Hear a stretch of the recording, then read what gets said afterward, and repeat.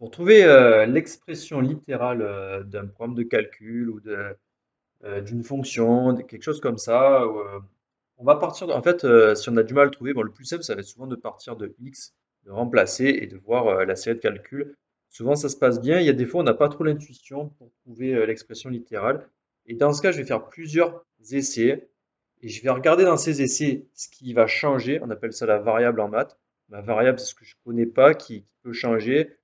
Je vais l'appeler x. Et ce qui ne va pas changer, mais constante, c'est-à-dire que je vais toujours les retrouver dans mes calculs. Et cela, je vais pouvoir les écrire. Et ça sera des nombres, des opérations, etc. J'ai pris un exemple de calcul d'une fonction, d'un problème de calcul, qui est, je prends un nombre, j'ajoute 2 d'une part, j'enlève 3 d'autre part, d'un côté et de l'autre, et qu'une fois que c'est fait, je multiplie les deux résultats. Je veux trouver l'expression littérale de ce problème de calcul. Et ben, je vais faire si j'ai pas l'intuition, je vais faire des tests.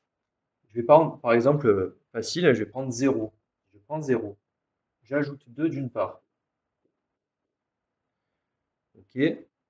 J'enlève 3 d'autre part. Et je multiplie les deux résultats.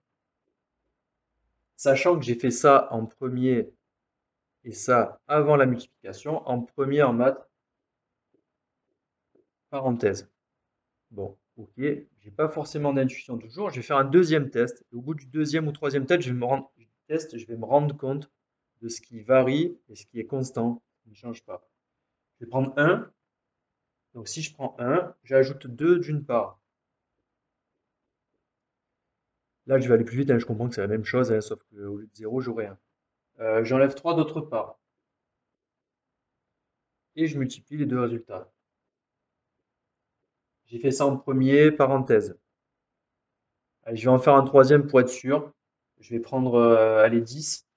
Donc je prends 10. J'ajoute 2 d'une part. J'enlève 3 d'autre part. Je multiplie les deux résultats obtenus. Pas besoin de les calculer, hein, je pourrais dire que ça fait 12, je pourrais dire que ça fait 7. C'est pas le but ici. Parce que justement, quand je vois les x, je ne pourrais pas calculer. Et je me rends compte que dans tous ces calculs, il y a des choses qui ne changent jamais, que je vais faire tout le temps. Et je vais les faire même si j'ai une inconnue, une lettre. Il y a ce fois, il y a ces parenthèses, il y a cette addition, cette soustraction, et il y a cette addition avec 2 et cette soustraction avec 3. Ça, c'est ce qui ne change pas, qui va toujours arriver. Je me rends compte dans tous mes tests, c'est ce qui se passe. Et en fait, ce qui change, je ne connais pas à l'avance mon inconnu. Ben, un inconnu en maths, on l'appelle par une lettre X. Donc, mon inconnu va se situer ici. Donc, ce qui varie, ma variable, mon inconnu, je vais la nommer X. Et ici, pareil.